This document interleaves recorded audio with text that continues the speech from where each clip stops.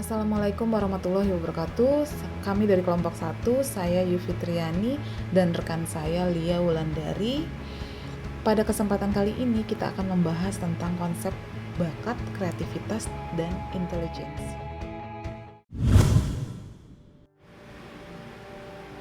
Pengertian bakat menurut ahli Guilford mengatakan, bakat adalah kecakapan yang dimiliki seseorang sejak lahir untuk melakukan sesuatu.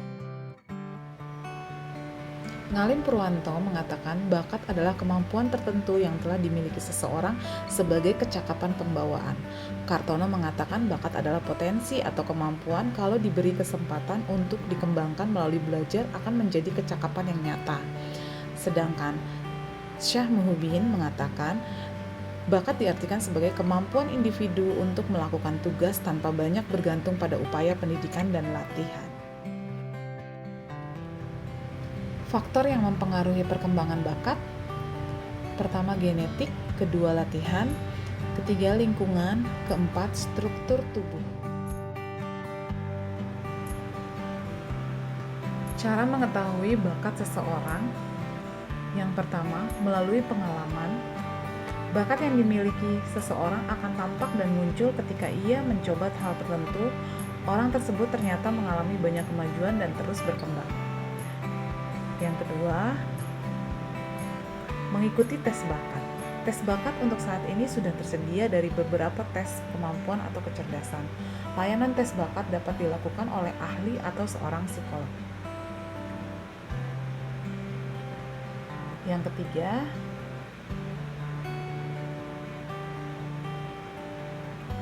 memadukan antara pengalaman dan tes bakat. Dengan perpaduan tersebut, diharapkan bakat yang dimiliki seseorang terus berkembang dan menciptakan peluang sukses yang lebih besar di masa yang akan datang. Kami menyimpulkan, bakat adalah kecakapan yang dimiliki seseorang sejak lahir untuk melakukan sesuatu yang memungkinkan dirinya dapat berkembang di masa yang akan datang. Pengertian kreativitas menurut ahli. Menurut David Campbell PhD, menyatakan bahwa kreativitas adalah kegiatan yang mendatangkan hasil dengan kandungan ciri inovatif, berguna, dan dapat dimengerti. Inovatif berarti belum pernah ada, segar, menarik, aneh, mengejutkan, dan terobosan baru.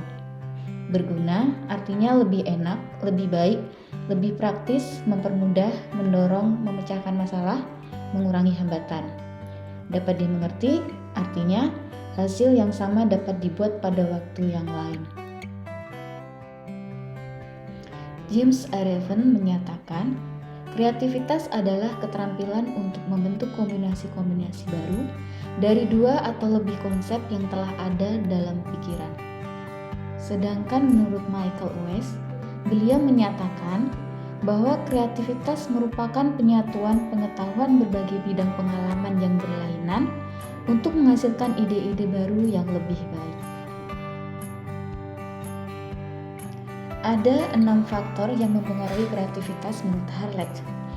Yang pertama, jenis kelamin, sosial ekonomi, urutan kelahiran, jumlah keluarga, tempat tinggal kota atau desa, dan kecerdasan.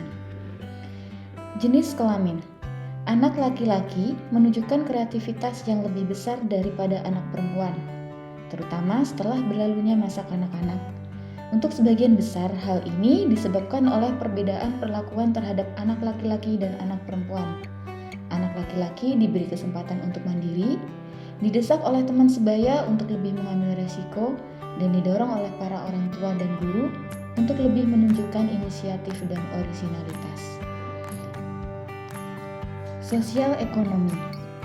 Anak dari kelompok sosial ekonomi yang lebih tinggi cenderung lebih kreatif daripada anak dari kelompok sosial yang lebih rendah. Lingkungan anak kelompok sosial ekonomi yang lebih tinggi memberi kesempatan lebih banyak untuk memperoleh pengetahuan dan pengalaman yang diperlukan bagi kreativitas. Selanjutnya, urutan kelahiran. Anak dari berbagai urutan kelahiran menunjukkan tingkat kreativitas yang berbeda. Perbedaan ini lebih menekankan pada lingkungan daripada bawaan. Anak yang lahir di tengah, belakang, dan anak tunggal mungkin memiliki kreativitas yang tinggi daripada anak pertama. Umumnya, anak yang lahir pertama lebih ditekan untuk menyesuaikan diri dengan harapan orang tua. Tekanan ini lebih mendorong anak untuk menjadi anak yang penurut daripada pencipta. Kemudian jumlah keluarga. Anak dari keluarga kecil bila mana kondisi lain sama cenderung lebih kreatif daripada anak dari keluarga besar. Dalam keluarga besar, cara mendidik anak yang otoriter dan kondisi sosial ekonomi yang kurang menguntungkan mungkin lebih mempengaruhi dan menghalangi perkembangan kreativitas. Selanjutnya, lingkungan kota atau desa. Anak dari lingkungan kota cenderung lebih kreatif daripada anak di lingkungan pedesaan. Yang terakhir, kecerdasan. Setiap anak yang lebih pandai menunjukkan kreativitas yang lebih besar daripada anak yang kurang pandai. Mereka mempunyai lebih banyak gagasan baru untuk menangani suasana sosial dan mampu merumuskan lebih banyak penyelesaian bagi konflik. Jadi, kreativitas merupakan kemampuan seseorang untuk melahirkan gagasan atau karya baru dengan mengkombinasikan hal-hal yang sudah ada sebelumnya, tetapi relatif berbeda. Pengertian intelijensi menurut ahli Clapper dan Stern mengatakan bahwa intelijensi adalah kemampuan untuk menyesuaikan diri secara mental terhadap situasi atau kondisi baru. Sedangkan Kay Buller mengatakan bahwa intelijensi adalah perbuatan yang disertai dengan pemahaman atau pengertian. David Webster mengatakan, intelijensi adalah kemampuan untuk bertindak secara terarah, berpikir secara rasional, dan menghadapi lingkungan secara efektif.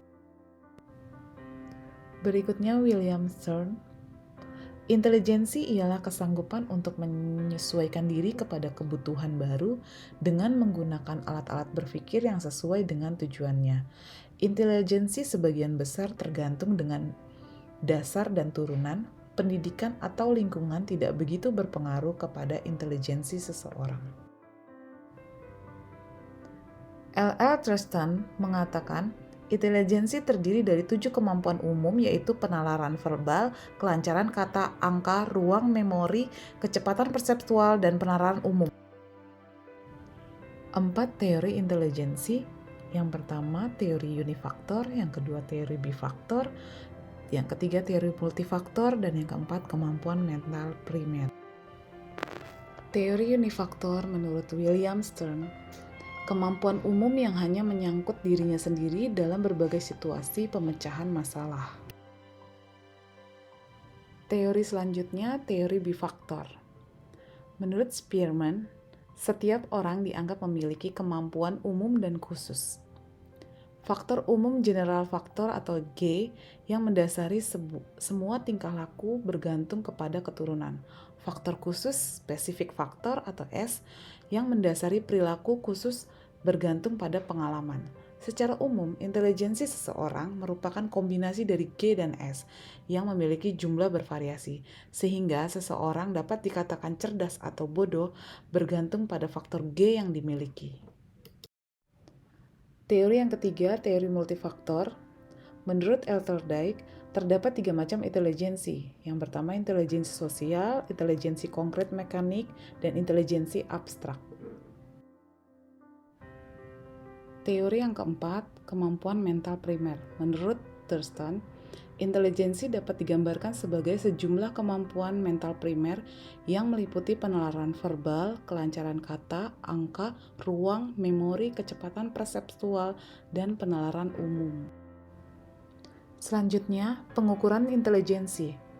Yang pertama, tes Binet-Simon. Ditemukan oleh Alfred Binet dan Theodore Simon. Tes terdiri dari soal yang dikelompokkan menurut umur 3-15 tahun, memperhitungkan umur kronologis dan umur mental. Yang kedua ada tes Wechsler. Dibuat oleh Wechsler Bellevue. Ada 2 macam tes Wechsler Adult Intelligence Scale untuk usia 16 tahun ke atas dan Wechsler Intelligence for Children untuk usia 16 tahun ke bawah. Meliputi 2 aspek, tes lisan dan tes kognitif yang dilaksanakan secara individual. Selanjutnya, tes intelijensi, Intelligence Structure Test. Dikembangkan oleh Rudolph.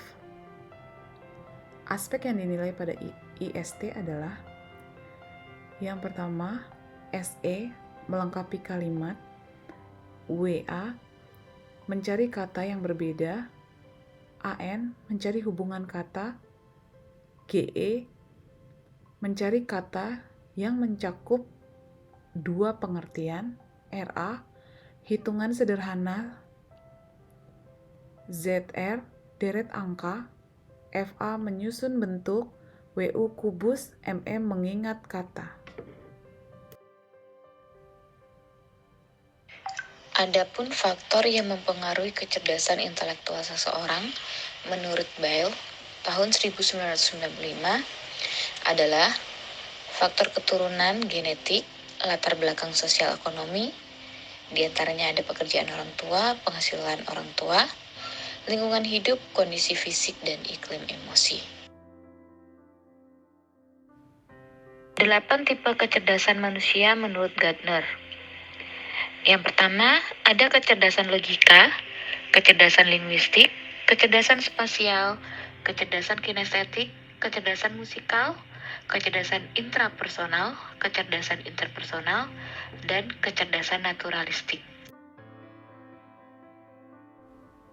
Maka, kami menyimpulkan, intelijensi adalah kemampuan untuk menyesuaikan diri terhadap tantangan menggunakan alat berpikir yang sesuai dengan tujuannya. Sekian paparan materi dari kelompok 1 tentang konsep bakat, kreativitas, dan intelijensi. Terima kasih.